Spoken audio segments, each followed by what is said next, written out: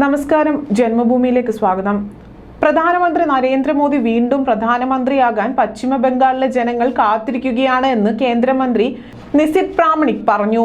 ഇവിടെ ഭരിക്കുന്ന തൃണമൂൽ കോൺഗ്രസ് സ്ത്രീകളെ അപമാനിക്കുകയും സംസ്ഥാനത്തെ യുവാക്കളുടെ ഭാവിയെ അമ്മാനമാടുകയുമാണ് ചെയ്യുന്നത്. ഡാർജിലിംഗ് മണ്ഡലത്തിലെ BJP സ്ഥാനാർത്ഥി രാജു ബിസ്തയുടെ പിന്തുണച്ച് റോഡ് ഷോ നടത്തുകയായിരുന്നു നിസിത് പ്രാമണിക്.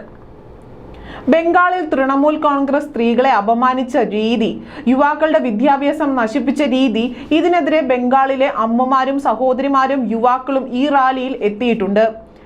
ഈ ജനക്കൂട്ടത്തെ നോക്കുമ്പോൾ മോദി മൂന്നാം തവണയും പ്രധാനമന്ത്രിയാകണമെന്നതാണ് ബംഗാളിലെ ജനങ്ങൾ ആഗ്രഹിക്കുന്നതെന്ന് നമുക്ക് പറയാൻ കഴിയുമെന്നും 2009 മുതൽ ഡാർജിലിംഗ് BJPയുടെ കോട്ടയാണ്. സംസ്ഥാനത്തെ പ്രധാന പ്രതിപക്ഷ പാർട്ടിയിൽ നിന്ന് TMCക്ക് ഒരിക്കലും സീറ്റ് പിടിച്ചെടുക്കാനായില്ല.